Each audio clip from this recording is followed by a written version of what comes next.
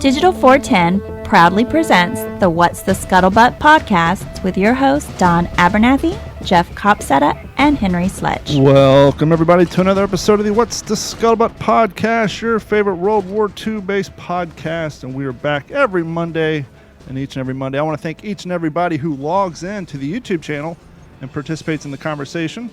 And if you're hearing the audio of this and you've never thought about it, you too can join in on the conversation. Please join us live every Monday, 9:30 Eastern Time on YouTube. As we stream the show live, you can listen along, communicate, send out chats and questions, and we'll answer them in real time. And speaking of real time, joining us in real time, as always, straight from the, well, I don't know, you guys get any of the bands from the crazy hurricane that hit California, Jeff? Or are you guys still nice and dry out there? We're crispy, dude. Crispy? It's crispy out here. Yeah. It's a dry heat, though, right?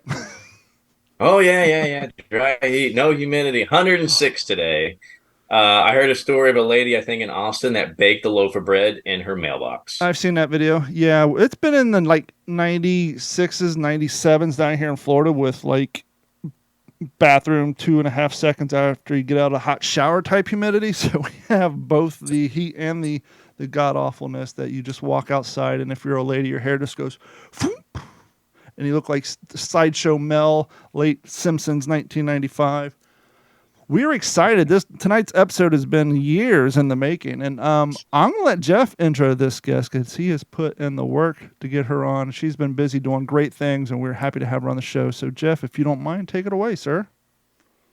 Yeah, I mean, you called it. It really has been years, and that has been no fault of mine. Let me just get that out there. I've been doing my end of the bargain. It's all T-Mobile's fault. But we've got Liberty Phillips tonight, and I'm just so proud to know her, to call her a friend. I've known her for years, and for those listening, you're gonna have probably the same questions that I have because she's such an absolute enigma, and she does what so many of us want to do and wish we could do, but I'll be honest, I have no idea how to actually explain what it is she actually does. We just know it's amazing because, like I said, I've known her for years, and she has given me opportunities that I would never have again, and we'll talk about that a little bit later. So, without further ado, the lovely Liberty Phillips from Operation Meatball and Bridge to History. Hello. Yes, hello. Thank you. And I'm sorry I've been evading and elusive for so long. It is no fault of your own, I promise. I think last time, I think we actually had a date nailed down last May, and then I was in Vietnam and got stuck there, and I was like, I can't do the time change. So we're here. We're in Texas enjoying 105-degree temperatures too. If I only had $1 for every time a guest got stuck in Vietnam. That old chestnut. I've been bleeding that for all it's worth, actually. I think it's number 3 excuse on monster.com of 2004 of why people miss work, but we won't bring that up. It is a legitimate excuse. I was with all these Vietnam rotor heads. We were just supposed to be there for 10 days. And at that time, you could only get back stateside if you had if you got a negative COVID test. Oh. And every single person on the trip, except for me and the tour leader, kept testing positive for 2.5 weeks. So you're guilty by association. I was like, I can't abandon these people. I have to stay and help them. And then I just was like, I could so I was there for couple weeks longer than planned while everybody was stuck, and I'm just filtering them food and anything we think that could kill it. So if that's lots of vodka, we tried it, but so it was a legitimate excuse. It was a real excuse. When you have a situation like that where you have, how many people were on that trip? We had I think 18 were locked up at one point. 18 out of 20, yeah. So you have 18 out of 20, and you guys are held over for 2 weeks. How does room and board work on that? I guess maybe the hotel probably just kept your room because it's not like the next people are coming in because they probably can't fly in, right? The hotel was amazing, actually. Shout out to the Silk Path in Hanoi. The irony is that we were stuck in Hanoi, a block from the Hanoi Hilton. And So yeah, the hotel every day they were sending people to get give the COVID test, and they just held the rooms. And a blessing in disguise is Vietnam was requiring travel insurance at that time. Like you couldn't enter the country unless if you had travel insurance. So thankfully, all of that was covered, which is really nice because it was a very nice hotel. But yeah, the hotel was awesome. They just kept shuttling food and saying, "Well, we hope you make it out tomorrow." And when we finally were all cleared, they literally had a party for us and celebrated. They were like, "We love you, but we're very happy to see you go." Go home, Americans. You're the best, but go home. I never really thought about it, but I'm surprised that Hilton's PR people really haven't put a little more effort in trying to get that whole that acronym changed for that particular situation. They just let it ride. Right. Well, there you go. So, stuck in Vietnam, and that's I think a perfect segue to you were there for business and what you do. So, if you could tell everybody a little bit about Operation Meatball, how you because I'm just as curious as everybody else listening here, how did you get started in being able to create a life for yourself and an organization that's just revolves around taking care of veterans and traveling with them? It's amazing. Yeah. And so there's the long version and the extended version. I'll give you the concise one. I got introduced into the world of World War II and history when I was pretty young. My dad actually took my family to the 60th anniversary of EWO, which was held in Fredericksburg in 2005. So I was 8.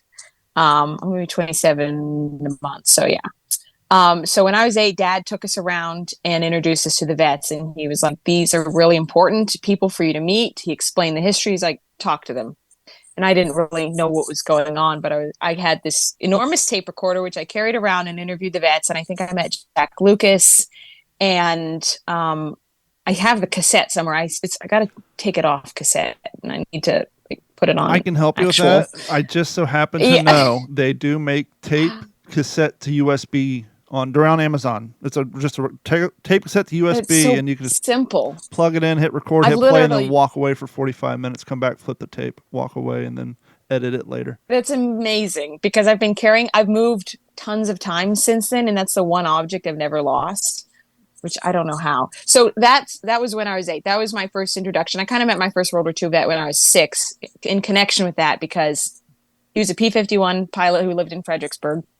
He'd been shot down by friendly fire in the Pacific, and my dad was going to make a documentary on his story. So, and on my way to music lessons in Fredericksburg every week, I'd stop by his house, pick up picture books, and then he was like a home library.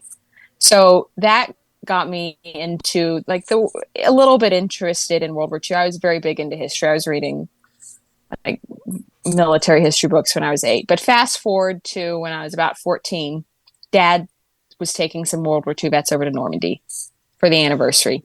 So we put on a big event, and that's kind of when everything clicked for me because I met a couple of British vets who two of them actually, one was in the Army, one was in the Navy. They became like surrogate grandparents to me. My grandfather died when I was pretty young. He had Alzheimer's. And so these 2 British vets kind of stepped in, and one of them in particular, he wrote me letters. He wrote me hundreds and hundreds of pages of letters talking about the war, writing stories, just making up children's stories, integrating his life, telling me all about these things. So that's when everything really clicked, was when I was about 14, and I realized there is a time constraint. I'm growing up on the tail end of when the vets are around, and pretty sure there's not going to be a lot left soon, and my kids are definitely not going to meet them. So my sisters and I, when we were all in high school, we started Operation Meatball, which it grew. We started it as something really small, and it just snowballed. Initially, it was just going to be one sister, Faith, she was going to sing. We were going to have a correspondence with veterans, take down their stories, record them, and do a little bit as we could and meet as many vets as we were able to. And then it's like a little bit like a drug. The more you meet, the more you want to meet, and you learn more stories, and then they become your friends. And we'd said, all right, we're going to do this for 3 years while we're in high school, because we're going to be older. We're going to have college. We're going to have stuff to do. Older. So we started Operation older. Yeah, I know. When you're like 15, 3 years is huge. Hold on, since So since I derailed your train real quick, because I know our audience is going to be wondering, what did your father do? Did he have a direct association with military and veterans? Was it a hobby for him? Because you said, he introduced you to vets. He's working on a documentary. Now he's taking guys overseas. What was your father's association with World War II and the military? So immediately, no military connection. He had a great uncle who was killed in a POW camp in the Pacific. But dad and his dad my grandfather was a huge history buff. He worked up in DC and Capitol Hill. He was connected with a lot of military leaders in the 70s, 60s, 70s, and 80s. And he was just loved history, and he understood the connection of, you understand where you came from, you know where you're going, you understand your history, so you don't repeat it consistently. So he raised his kids. He took my dad and my dad's 5 siblings to battlefields, and if they read a history book, that he'd take them to meet the author. So my dad was brought up in that world of just a lot of hands-on immersive experiencing of history. And so my dad then kind of picked that up. Ironically, my parents went and did Civil War battlefields for their honeymoon. Nice. So the nerd level was up there already. So dad's done a lot of different stuff over time, but his passion has always been storytelling and documentary making. So that's when he realized that was kind of his niche, when he started doing documentaries on Iwo Jima. That's kind of when he pulled us kids in, because it was always a family business. We always worked together. It's great because it's like you get a lot of cheap labor, but it's also it's a good thing to do together. So that was his connections. I know a military. My grandfather tried to enlist in Vietnam, but they wouldn't take him, and that wasn't the path for my dad. But telling the story and narrating, because who writes the history books determines how you're going to look back on things. Sure. So that's how I got roped into it. It was just perfect, kind of bred into that world. Yeah. That's very cool. I mean, if you're going to get forced into a family business, it's better something historical than like selling carpets. I don't know. I mean, everybody's had different interests. Oh, absolutely. I just went to carpets because I grew up with a guy whose dad had a carpet store. So, but I don't know. You see a lot of inside of people's homes in a carpet store, I bet, eventually. Yeah, thankfully carpet's going out. So your 3 years just kept growing and growing. So 3 years, yeah, we got to the end of the 3 years, and we'd been putting on. The girls had Jubilee and Faith were my 2 sisters. They are, and we put on a couple of programs for veterans, both locally and with over in Virginia and DC, and with honor flights. We got really connected with honor flights. So we'd put on like USO style shows. There was an old car museum out in San Marcos, which I don't know, Jeff, if you've ever been out to Dick's Classic Garage. It was, they closed a couple of years ago when Dick died, but he had the most incredible collection of classic cars. And I don't believe he was a veteran, but he'd been, I think his thing was he was a Boy Scout, but he loved the vets. And so he would let us host our events there, which was fantastic. And I think about it now, and it's hilarious that you've got like a 17 and 16 and 14-year-old hosting events for a lot of 90-year-olds. But we'd have like these terrific events in the middle of this old car museum, and it was just so much fun. So for 3 years we did that. We worked with Honor Flight. We did a lot of oral history collections. I had a veteran correspondence program where I just wrote hundreds of veterans. And then we get to the end of 3 years and we go, oh, snap, we're friends with all these people now. And you can't just forget them and move on because my life has been changed. So we modified a little bit, because eventually one sister went to college and another sister, Faith, worked more pursuing her music. But we still worked together for a while. And it was like, okay, we're going to do probation for another year, and then another year. And then next year is going to be my 10th anniversary of Operation Meatball. So it went from 3 years to, no, we're going to do this because this is really important. And it's more even than just World War II veterans now, because I met a couple of Vietnam vets, which changed my perspective on the war and our Americans' understanding of Vietnam. And I realized, oh, there's just a lot more to unpack here. Yeah. And you got the Korean War vets. So, and it's not, I think perhaps people could say, oh, you just glorifying war. And it's not, because I don't glorify war at all. war is horrible. That's why but that's why I do the work with the veterans too. Well, talk to them and get their stories. It's to hopefully translate it for people who didn't experience that, so we have a better grasp of it, and also so you remember and appreciate that. Well, and you said it earlier, and that's a big thing, and we've said it so many times in this podcast. You do not hear the phrase if you don't learn your history, you're bound to repeat it. And no, and the only people who suggest you're glorifying war, people tend to be anti-war and don't know what they're talking about anyhow. So I don't think you have to worry about that so much. Real quick, Yeah. You're saying you guys felt this kind of weird that you said a 14. What was your all's ages when you started the meatball? So when we officially, in the name Operation Meatball was just going to be there that was just a holding place. That was a joke because it was going to be, Operation Overlord, Operation Mincemeat. So my dad was helping me set up the website at that time. I was like, Operation Meatball and Spaghetti Sauce, and it never changed. So I got stuck with that, but it worked because my old people remembered it. I'd have like a 99-year-old call me up and ask how the Meatball Girls were doing. So when we started Operation Meatball, I was 17, Jubilee was 15 or 16, and Faith was 14. Well, it works too because meatball is kind of a term that was used during that time. But what I was thinking is when you said the ages and how weird it was that you guys were kind of hosting 90-year-olds, if you think about it, though, there's no better generation because when they were those ages, that was adulthood.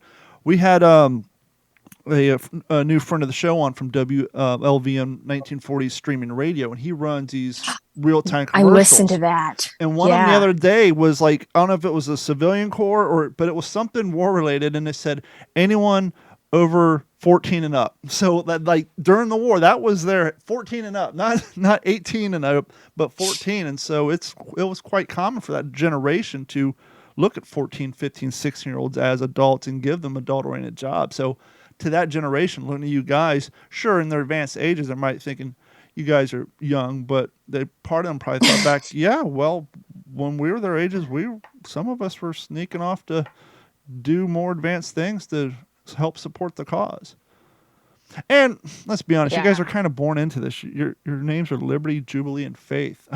I know it's born hilarious, and that just goes to my show dad was going your parents. through law at that time. So, I think they're great names. They're great original names. I mean, it's great, and actually, the audio people won't be able to see this, but Fort Liberty. I'm against the name. I'm against the base name changing terribly, but they just renamed Fort Bragg Fort Liberty, and I hate it. But I think it is hilarious now that I'm named after a post. Yeah, I think the first time I met Liberty, I was like, we were shaking hands like that's your real name, like you're just Liberty. Is that a stage name or nom de plume? Actually, stage name. Everybody, that's the main thing is everybody thinks it's a stage name. I'm like, no. If I was picking a stage name, I would have picked something a little less obvious. A little less on. It's just a little obvious, but it's worked. It's worked out. It's worked out good. The vets. It's funny, different ages people remember different things, but my nonagenarians usually remember me, so that's good. So you guys started out with a predetermined idea of what Operation Meatball was going to be, but after you got out of high school, things started changing, and I'm assuming it's kind of gone in a direction that you never anticipated. 100%, yeah. So when we recalibrated and said, okay, there's a little bit more here, and it's going to take a little bit longer, and you have all these relationships. There were definitely a lot of growing pains to figure out what to do because the vets are dying, and then I have all this resources of knowledge and stories from them, and it's still a growing process. But I worked with over the years. I worked with both my own organization, others doing battlefield return programs where we took the vets over, but it transitioned the last few years is when we said, all right, this is Operation Meatball's mission statement is honoring our veterans and connecting them with the youth of today. So as the veterans started to really get thin and the last few passed away, I've been to a lot of funerals. Then I said, all right, we need to start really getting heavy on connecting the kids with the veterans who are still alive, but connecting them with their stories too, because they are going to be the ones to carry that on. So that's why Operation Meatball started a sub program called Bridge to History, which is now taking preteens, so young kids, 9 to 12 years old, 8 to 12, to the battlefields of World War II, to D-Day, to visit to London, where you visit the epicenter of the war, Churchill, and giving them a hands-on experience so that they can, giving them the experience really that I had growing up, which is going to battlefields, feeling the dirt, picking up the rocks, running, charging, not making a mock or a joke of it, but like really seeing it with your hands and feeling it. So that's where I started Bridge to History. And I'm really happy with it, because we had our first program last year, and to see the kids connect, not just with the locations, but with the veterans there and the stories. And I know now, okay, I've spent my life with these veterans, and now I have someone who I can pass on what I've learned. I can pass it on to these young kids because they're really, really enthusiastic. I don't mean to sound like I'm an old person. No, I feel like I was entrusted with the big treasure, with their legacy, and I need to find kids who are going to be able to take that on too. So that's kind of how OM morphed over the years. And I think that's the perfect way to do it, because one of the other things we've talked about on here is kids nowadays, everything has to be interactive or tangible. To say, hey, we're going to sit down and watch a hour and 45-minute documentary on World War II or read this book, you're just going to get not interested. Where's my phone? But hey, It's hold this 3-pound helmet. Hey, we're going to get on a plane, go over there. You're going to see the battlefield. You're going to talk to the descendants or even some of the people who were children when this was going on in their backyards. And you don't get much more hands-on than that.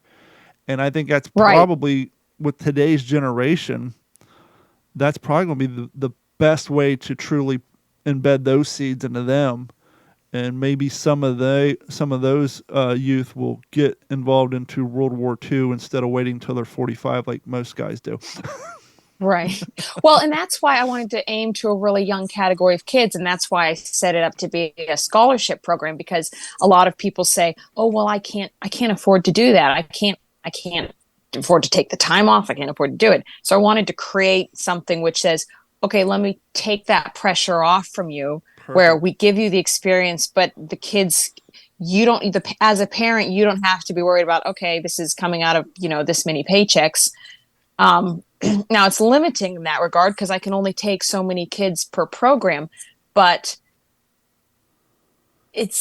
I really want to reach out to kids so they don't have to wait till they're much older. And, some of the people, I had a couple of people who wanted to sponsor kids for the last program who are on the north side of their age. They're past retirement, and they're saying, I'm doing this because I have wanted to go to Normandy my whole life and I haven't. Yeah. And so I want to give the kids the opportunity now. So do you have it's fun, and the age group is so fun. Sorry. How do kids qualify? Is there a prerequisite? I mean, part of you say, well, we want kids who are interested in the subject, but we also want kids who aren't, so we can get them interested. How do you juggle that? How do you qualify the kids for the limited amount of slots per year? So emphasis definitely goes on the kids who are interested, because I'm going to rely on them to get other kids interested. So to get on a program, they have to do a little bit of work. It's not just a free trip. They got to fill out, they've got an application form.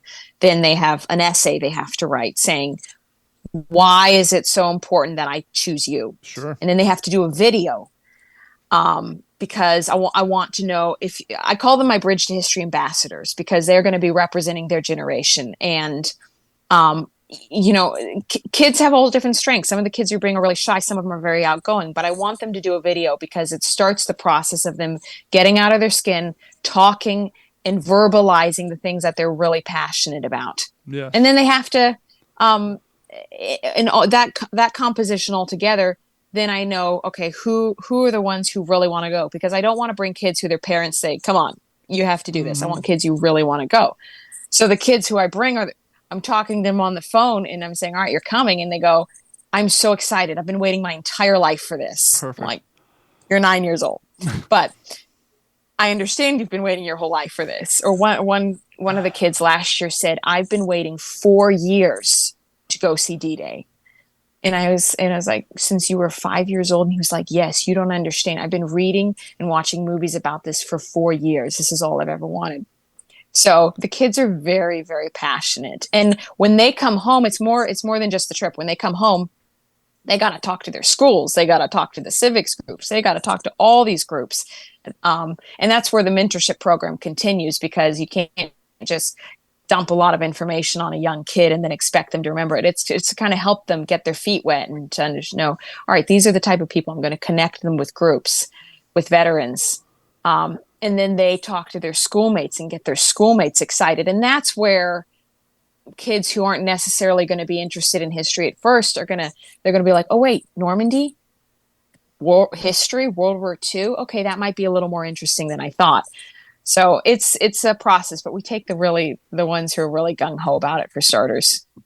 What's the age group? There's a lot of them. Those they all kids? want to come.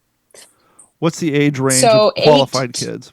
8 to 12. 8 to 12, though, I tell people, if you have a kid who's a little bit older or a kid who's a little bit younger, send in an application, because if someone drops out or if we make, if we change the age a little bit, I'd rather have them send in an application and show their interest than just say, oh, well, I can't because my grandchild or my son is 13. I mean, I'll take a 13-year-old. I just like 9 to 12 because they aren't bothered by technology or boyfriends and girlfriends or trouble or phones or any of that stuff. They're so passionate. And it's a cusp age where if a kid's really nerdy, and I use the term nerd lightly because there's everyone in the World War II and everyone who loves history has like a bit of nerd about them. Yeah, but nerd's a popular thing now. It's not like it was in the 80s when we had Revenge I guess of the now Nerds. it is. Ever since Big Bang Theory came out, it's nerds. True. Why are there so many comic book movies? Because of a generation of kids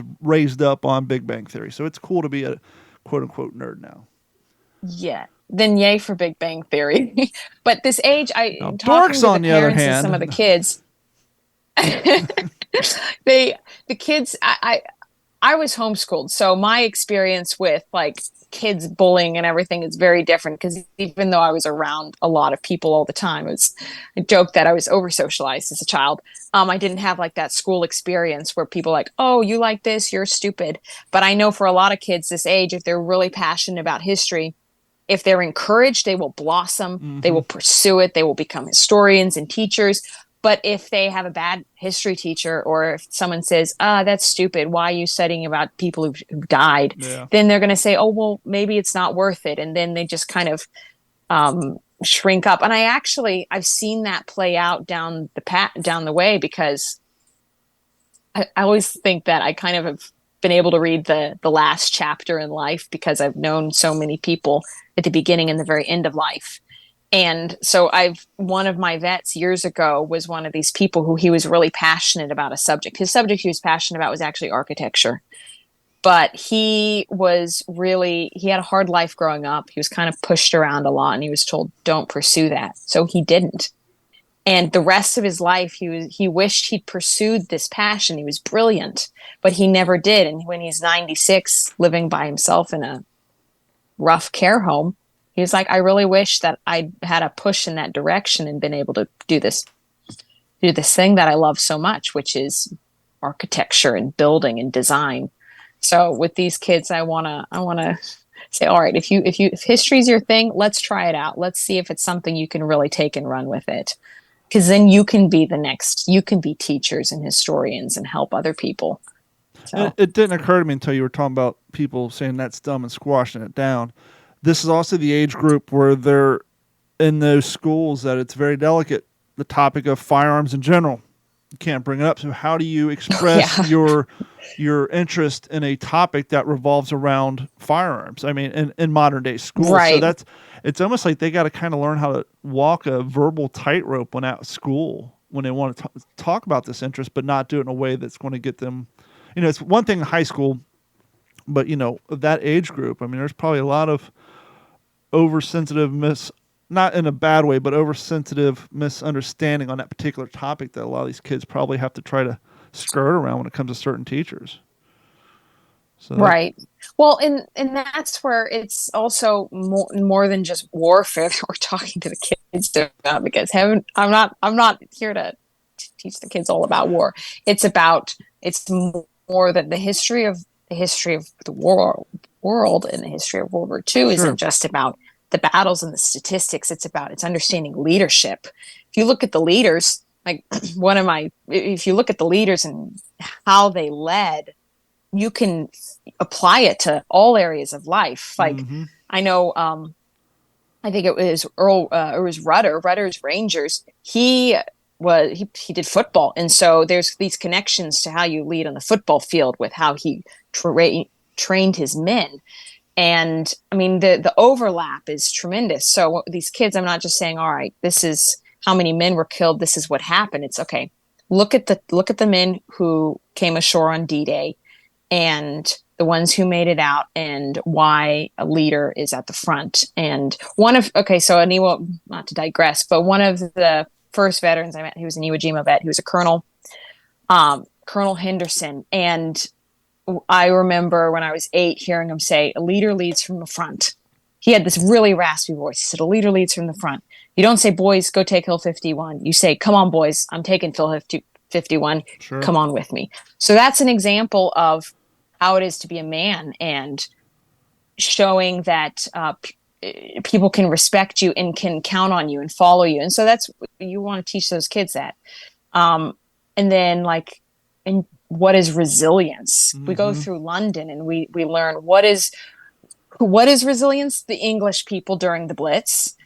My English gramps he joined the Navy when he was pretty young, but he was like a 14-year-old boy during the Blitz. And he has told me so many stories about how he would work. He worked at this theater, and he would take his water bucket and go on top of the roof and watch the bombs dropping. And he was there to douse any fires that happened. But his stories of just this subtle courage and resilience that the English had. I mean, that's something, the word resilient is one that we don't use a lot, but I think we could all afford to have a bit of that in ourselves. So I want to teach the kids all these different lessons of life. What is the price of war? We take them to the cemeteries. The cost of war is that there's, almost 10,000 Americans buried in Omaha Cemetery.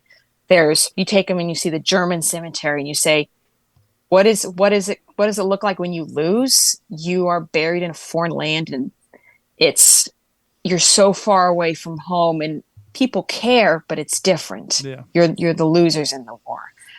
And then meeting the people in France, in town, I introduced the kids to, we call them the Judel children, because there is a small town in Normandy that during the invasion, one of the paratroopers had landed in, and the town had taken care of him. And his mother, who was a wealthy Jewish woman, she was an expat who'd lived in Paris and then went home to America. She ended up supporting that town for 20 years after the war because she was so grateful to them.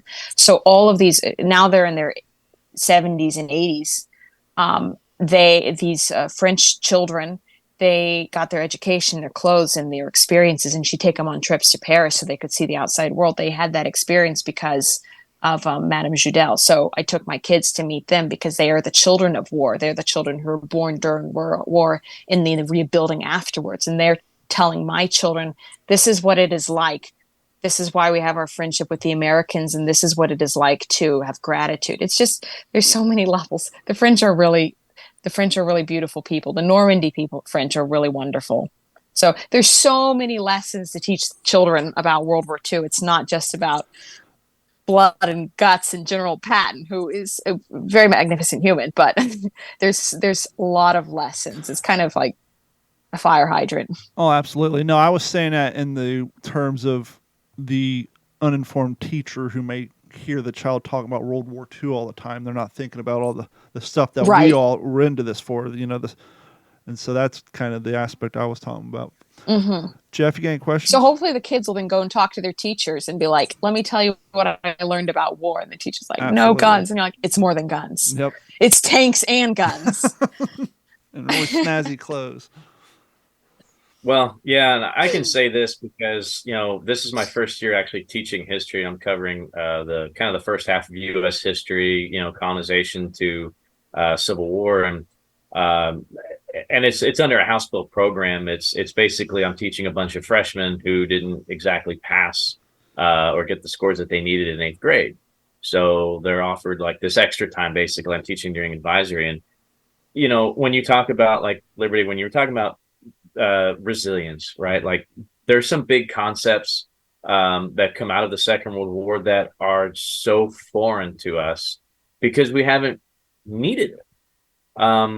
I don't even think, and it's crazy to say this, but I don't even think kids understand a winner and a loser in a war so much anymore, because when is the last time we had a clear-cut winner? When we went to war. Right. It was the greatest generation. So war is fought so differently now. Kids are growing up. War is just, oh yeah, my brother deployed. He deployed. He went over there like 6 times, whatever, and he came back. And we just sent him Maxim magazines, and he would play in video games, and we would FaceTime, and I, Facebook Live, and then he came home. Like that's war for a lot of the kids that I'm teaching, and there's such a disconnect. I was telling a story about when I got to meet President Bush, and kids asked me if I was in Vietnam. Like, you don't even look that old. Were you in Vietnam? Which Bush? Like something like that. Something like that. I'm like, so I guess that's one of the reasons that I heard the calling towards education, because it's so easy. I heard Don say it earlier. It's so easy to say, kids these days, they don't get it. Kids these days, they just want to play with their phone. Kids these days, well, I mean, that's no different than, when Don was growing up. Kids these days watching Saturday morning cartoons, it's melting their brain. Kids these days watching The Simpsons. Kids these days, whatever. So they're just a product of their environment. So that's kind of what was always my motivation, is when you say history to a middle schooler, especially, or a young high schooler, it's memorization. It's people, places, dates. And what Liberty does, and people, a lot like you, we try to take history. It's not memorization of names and places and dates. It's everything that happened before now and where we're at today, and making that connection. We're trying to connect those dominoes, because it's so hard to. The further we get away from these concepts, it's like, it's so foreign now, which to me, I think is a good thing. I know it's a good thing, because I saw teenage boys and girls in another country not even stop what they were doing when I watched 4 mortars come in within a couple hundred yards of them, and they didn't even turn around and look.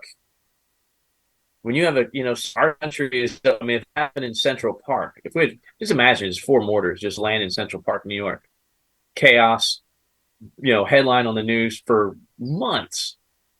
But when you grow up in a different environment, then that's just part of your life. And no kid should be that calloused. No kid should grow up like that.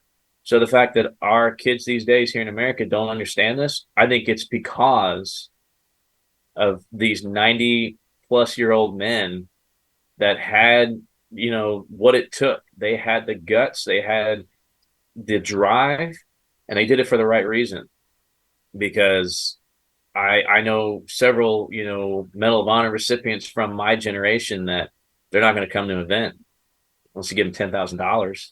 They're not going to come talk. They're too busy for that. And then we have second generation that, they'll take that medal and lay it on the headstone of their buddy, or give it to the family of the mom of somebody that was lost. It's totally different. So what you're doing, Liberty, is it's inspiring. It's fascinating. Like I said, I'm just so proud to say that I know you, and that we get to see each other, once a year or so, because you do what I wanted to do since I was 4 years old, and I just didn't know how to do it. I had to go the more conventional route. But to say that you've created this is just it's awesome. Like, I don't even know what to say. I know there's listeners going like, yes, can I have Liberty's job? Like, can I go to the high school council? Like, when you grow up, can I be Liberty Phillips? Like I want my real job. It's amazing. It's awesome. And I just think about all the World War II vets that I talked to that I never had the foresight to, let me write this down. or let me record this. I mean, they're World War II vets. These guys, they're going to be here forever. Like, I don't know a world without them, you know? So, I mean, but yeah, the opportunities you're giving these kids is incredible. I laughed when you said this kid, I waited 4 years. Bro, I've waited 40 years to go to Normandy, and I still haven't gotten there. One day, I hope. Gonna get there, by the way. Yeah, but you got to We'll remember. get there. It will happen. Remember when we were their age, the time between Thanksgiving and Christmas seemed like 4 years. Oh, forever. Christmas is so far away now. It's like, oh crap, Christmas is around the corner. When I was 6, yeah, my mom forgot my birthday. I told her this actually the first time the other day, and she was horrified. She forgot what day my birthday was when I was 6, and so I was convinced 5 years had elapsed, and she just didn't know, and I was actually much older. And then she went and remembered, and she's like, "No, it's just still a couple months away." I was like, "How? This has been the longest year of my life." So yeah, kids' concepts. but everything. No, I resonate with every. I feel very blessed because I do recognize that the gift I've had of knowing so many vets, like having so many World War II guys basically on speed dial, and the amount of voicemails I have, just there is a reason my phone is constantly full. I mean, one of my guys used to call me up and just leave voicemails playing the harmonica. So I recognize I've just been tremendously blessed by that. That's why I really want to do something with all of this. And you're talking about the kids not being interested, and I really my hot take, which I don't even really know what hot takes are. I'm very old. I'm a very old person, but my hot take is that I actually think kids really would love history and get really excited about that if they were given the opportunity. But I think a lot of adults write them off. They're like, "You're young. You're stupid. If you're shy, it means you don't care." And I mean, I used to be painfully shy. See how that turned out. But I think a lot of that is adults just assuming they won't care, and so not putting any effort in. But you have to. It's like exercise. You got to exercise a muscle, and it takes time. You don't see results immediately.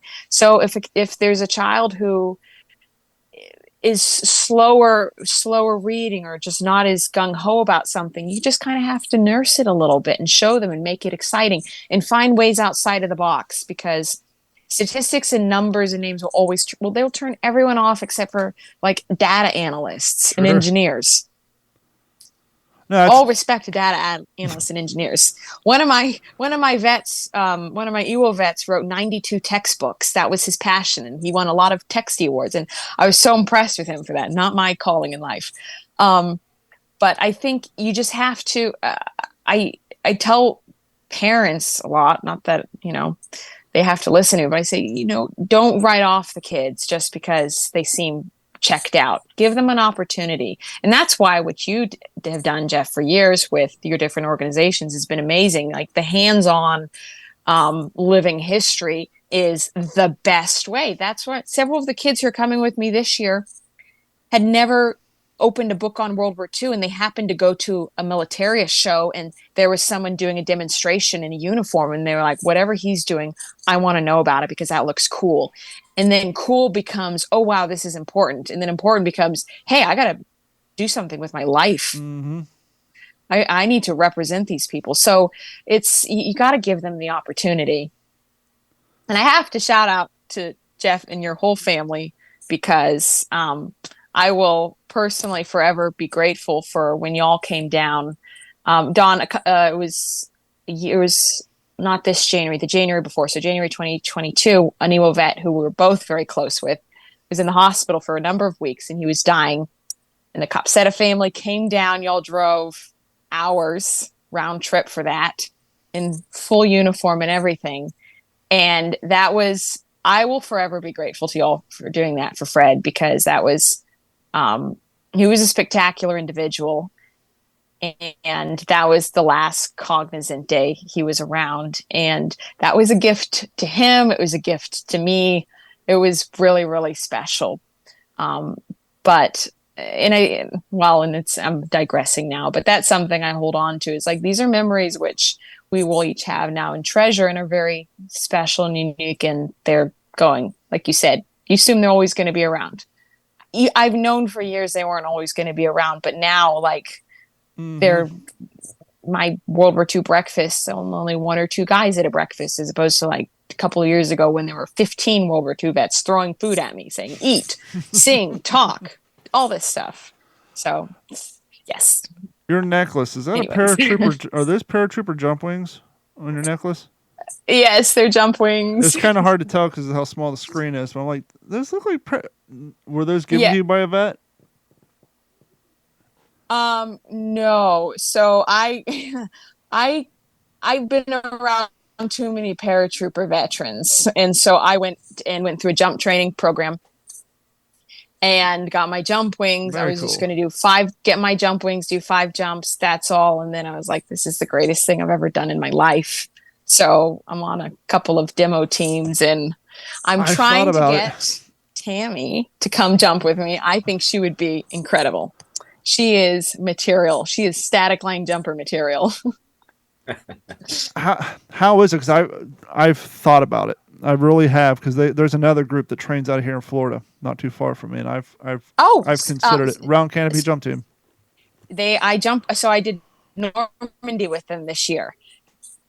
I will send you information afterwards because you need to come do this. It's I had one of their reps on my show about 2 years ago, but yeah, because they came to one of our living history events, trying to recruit, and I've put some real thought into it. I still am, but I haven't got over that threshold yet. Don, I mean, for you, it would just be too easy. You're so tall, you just step out of the air. 38 seconds, and I'm on the ground. Actually, yeah, you tall guys got to be careful. They hit their head on the top. It's a short not man's comfortable. world. I feel like I'm like compact size. It is phenomenal. Well, I wanted to do it because I met a bunch of paratrooper vets who told me about Normandy and Holland, and it's very different. I don't jump in combat gear. I don't pretend to be like military or anything like that. I am on a demo team, so we will wear the uniform to show air shows to demonstrate to people this is how it's done. But it is an incredible experience. There's nothing like it in the world. You're flying, you're landing, you're jumping. You are truly living another saying that doesn't get said anymore. And that is, to truly understand a person, you have to walk a mile in their shoes. And you are clearly doing that with the jumping, going to all the different battlefields, all the museums, all the luncheons you've participated in. You are truly walking a mile in that particular generation's shoes, boots, what have you. I mean, you're really doing it. Just to get back to Operation Meatball, what was one of the first larger scale endeavors you guys took on?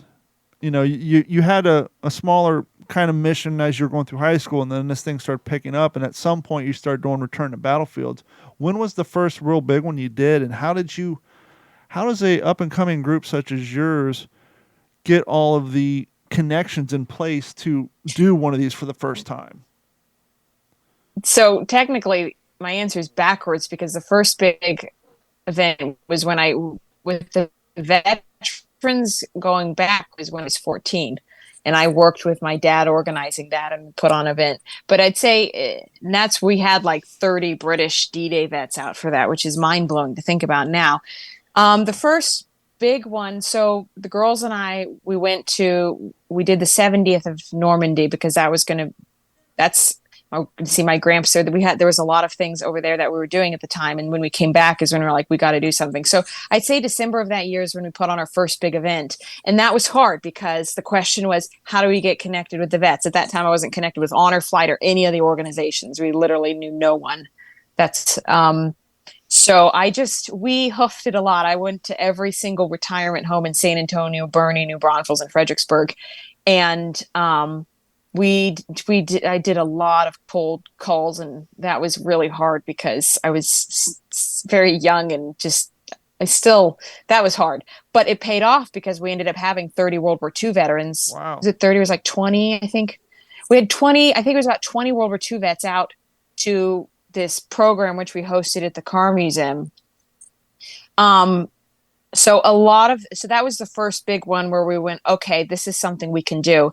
And then after that, it just in this world everything snowballs. So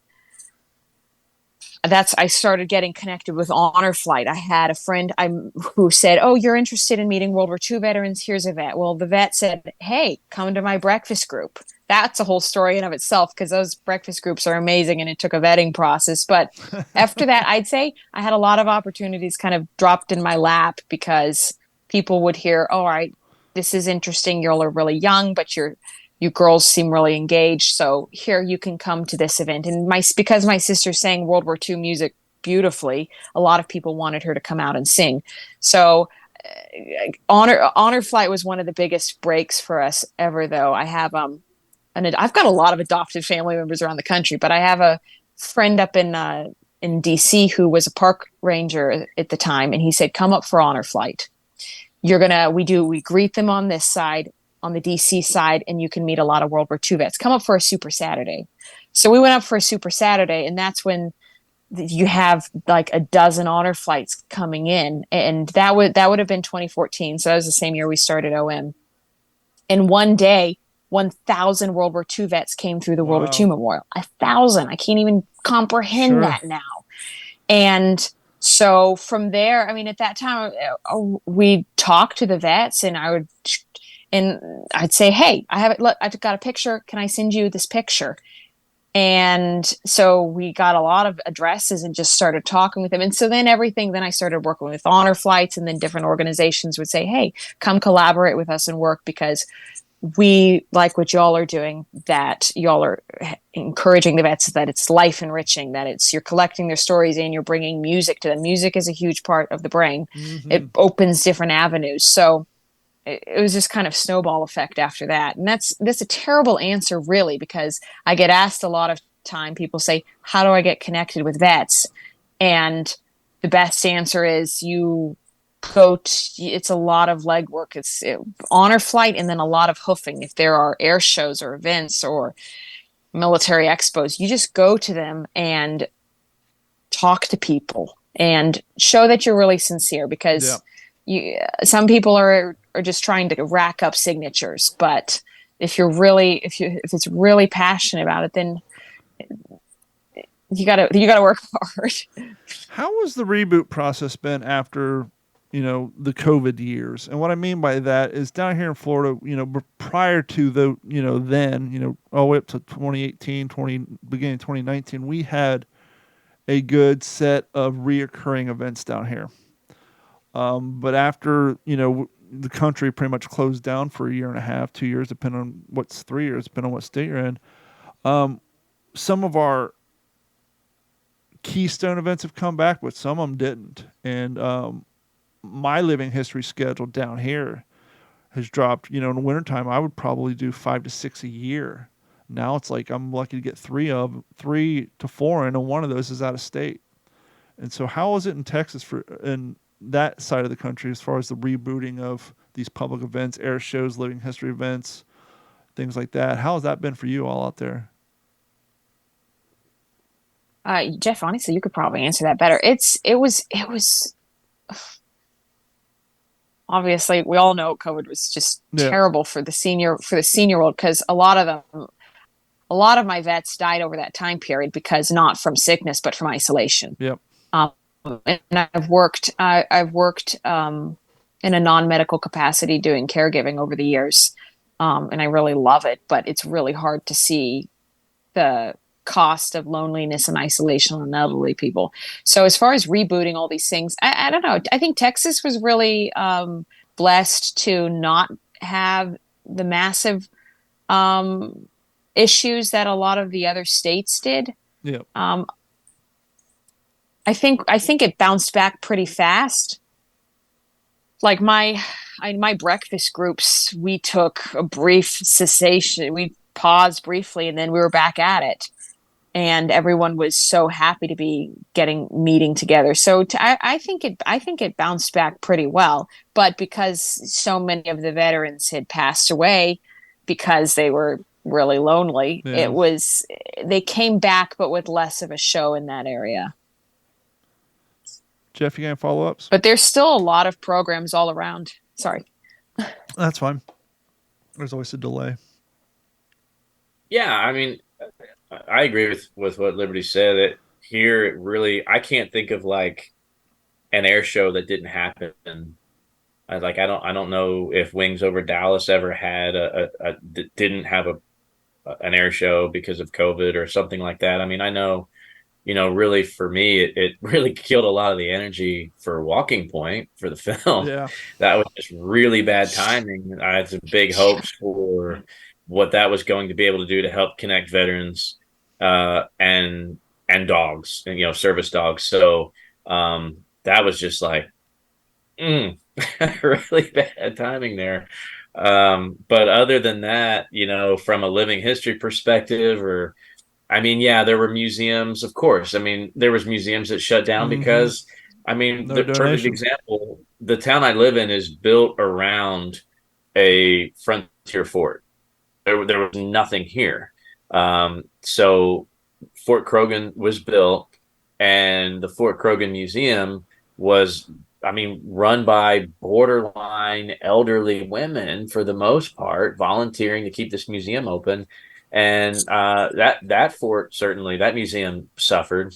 Other museums, when I took over this one here at the Highland Lakes Air Museum, we shut down for a couple months, but we didn't stop operations. So what I mean by that is there's a train that comes up to Burnett every Saturday from Austin, or Cedar Park area, outskirts of Austin, and it's about a 3 hour train ride. That never stopped. Everybody had to wear a mask, but other than that, the train still came into Burnett for a few hours. They got to walk around the historic square and go shopping. And my dad does an Old West gunfight, still. I mean, he's 73 and he's still doing it.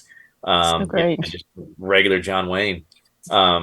So what I would do is I'd bring, my old car out right next to the depot and be in uniform, have a table with some museum artifacts and some trifolds. And just as people got off the train, they want to take a picture with you and they want to know more, like, oh yeah, we'll definitely be back, we'll spend more time when so the museum was still reaching people, but Different way. legwork, Liberty was saying, I mean, a lot of legwork, a lot of volunteer hours to keep stuff going. But no, yeah, Texas was very fortunate, to not suffer as much as I think other places. But and to go back to what Liberty said too, talking about Fred, our beloved Fred Harvey, um, that's definitely something that I owe you so much, because I was not aware of this situation. I only heard bits and pieces of, where he was at or whatever. And to get that call from you, really, it meant so much to me, because not even for me to go see him again and to kind of have him reminisce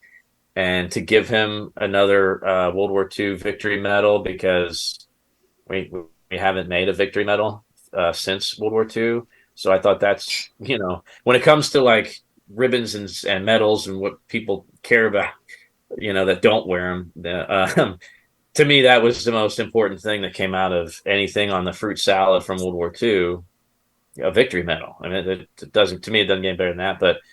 But not just for that, but for Logan at the time, he was, my oldest son, he was about 15, and then Alyssa was about 10. Madeline, too young to really know. She was only about 2.5, and Lucius was 6 months. But we've got pictures, and we can show them later in life that they did meet this guy, and and he knew of them. And I think that's important, because I'm seeing it certainly with Logan and certainly with Alyssa. They are huge World War II fans. Even my 12-year-old girl, she's infatuated with it. It's so cool to see from that perspective, from a 12-year-old girl in 2023. She knows World War II. She loves World War II. She reads about it from time to time and loves to dress up. She loves the era. So it's just neat to see. And so that's just something I will always cherish. That New Year's Day, I will never forget. And again, because of Liberty. So I thank you so much for giving my family that opportunity, because Fred was very dear to me. He really was. And I know my wife meant a lot to him. Every time I'd come up, hey, Fred, how's it going? Did you bring that beautiful wife of yours with you? Hey, Fred, no, she's with me. I know every time I went to Fred's house, and Fred moved. moved. He was a nomad. He moved like every 6 months. God bless him. But every house he lived in, he always had, I think it was like a Christmas ornament Tammy had made or something like that. Or maybe it was a picture. He always put it above the kitchen sink. And whenever I'd come in, he'd be like, I want you to see my girlfriend. Her husband doesn't know, but it's okay. Every time. That's awesome. I mean, that's just the so thing great. with church members. You can trust them with your life, but not your wallet or your wife.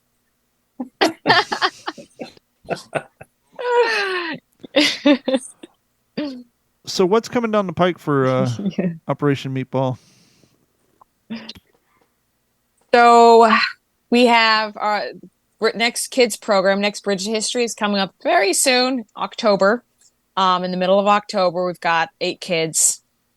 And that is kind of the focus of attentions at the moment. We're still continuing all the usual. I just had a couple of events on the East Coast, the 82nd Airborne Convention, which I've been working with for a number of years.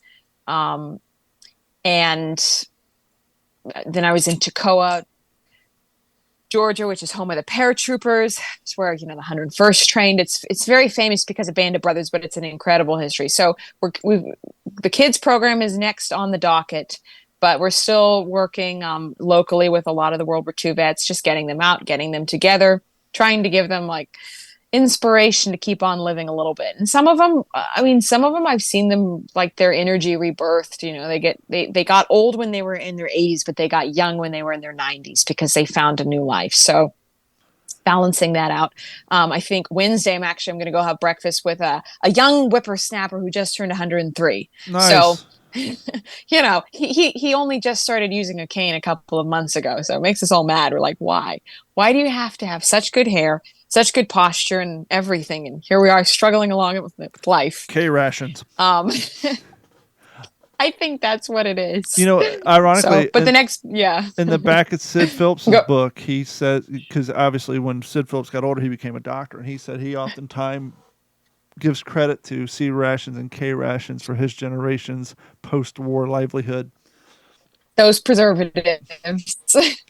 If a parent's listening, if a parent's listening and they think their child may be interested in your Bridge to History, where they get associated with and communication with one of your vets or elders, how can one of those parents reach out to you and see about getting their child in that program? Yes, please. Anyone, if you have, honestly, if your kids are older, if they're teenagers, still get me in touch with them because I would love to work with that. bridgetohistory.com, which is bridge and then the number 2 history.com, or you can email me at liberty@bridgetohistory.com. But on our website, we have all the information and application form and contact info if you want to just reach out and see. If you don't even have to put the application form in, just reach out and say, hey, we're interested. Can you talk me through how the program works? Because it's more than just European. We have a lot of stateside programs too, which we work with the kids. And because sometimes they can't get overseas. So we'll have events locally too. So yes, bridgetohistory.com, because we would love to connect with as many kids as possible. And as always, as we always do, if you head over to WTSPWorldWar2.com, that's WWII.com, there will be a page dedicated to this episode where you can find links, photos, email addresses, and all the pertinent information to help you connect your child to Liberty and her 2 particular organizations. Jeff, you got anything before we wrap up the show? No, except maybe just throw this out there to Liberty. If there's San Antonio is not very far from it. If anything that you think I could do in any way to help you out, I'm right here. I'm trying to trim the fat a little bit with some of the programming that I've been doing and working with museums. I'm kind of phasing that out and doing more just for What's the Scuttlebutt and acting and things like that. But I am going to be in San Antonio the end of September for, you may know the organization, Walk Among Heroes or Walk for Our Heroes, I want to say. Yes, Jeff Wells. Yeah, Wish exactly. for Our Heroes. I was about to say, you got to connect with them because they're the best. That's fantastic. I have, yeah, I'm going to be down there for that banquet. Scott Gibson is going to be coming down. He, kind of travels with them and all that stuff. And talked to him, I guess, a week or so ago, and he kept asking me, he's like, "Are you coming? Are you coming?" Like, yes, I'm going to be there. Tell me what I need to do. He goes, "Oh, you didn't get tickets yet?" I'm like, "Scott, dude, I didn't know. Like for months now, I didn't know I needed to get tickets." And then it was amazing. Like later that night, super late at night, he texted me. He goes, "Dude, I got you on the guest list. You and Tammy, no problem." I'm like, "Oh, thank you." So fantastic. I can't wait. I can't wait to meet Scott in person and meet all these people down there, and just for Tammy and I just to spend some time in San Antonio. We love San Antonio. Love it. And it is the best place. I do love San Antonio. I know where you live is wonderful, but yeah. I'm really glad to hear. Actually, one of my friends who I will introduce you there, Maurice, his dad was the wartime mayor of St. Mary Glees. Wow. So he's going to be there. And Wow. I've known Maurice forever. He actually, I met him 10 years ago. He came in, he spoke at my first event. Thank goodness we don't know what we're doing when we're a little bit dumb. But I wrote him and I was like, "Hey, I know I just met you in Normandy. Will you come talk at my event? I know you're going to be in Texas sometime." Literally no idea. And he's like, "Sure, I will." So, this legend of Normandy comes to my event. So I'm like, anyways, Maurice is going to be there. So I will connect you because he is a terrific human being and just fascinating person. So I'm so glad you're connected with that and you'll be in San Antonio. Yeah. Yeah. Looking forward to that for sure. Yeah. Jeff, you have anything else coming down the pike that you need to plug? You got any appearances coming down on anybody's shows or any events going on? If you're familiar with Snafu Pod, that is an incredible podcast. I got to hand it to them. They do so. If you, like me, love B-17s, love the 8th Air Force, that's the subject matter every episode. And, we talked a little bit. He reached out when I was in Dallas last year, of course, with the big airplane crash, of course, with the 17 going down. We talked a little bit then, and he tried to get me on the show, and it just hasn't lined up. But it sounds like we were going to shoot for August, September to be on a debriefing episode, I guess. Awesome. That he just has guests and he wants to just kind of talk my life's history, I guess, with World War II. So looking forward to that because that is a really neat podcast as well. And other than that, no, I'll definitely be sending a lot of pictures from the event in San Antonio in September. And maybe, get to do something with Operation Meatball down in San Antonio one day too. We'll never know. Hopefully so. And we'll work that out.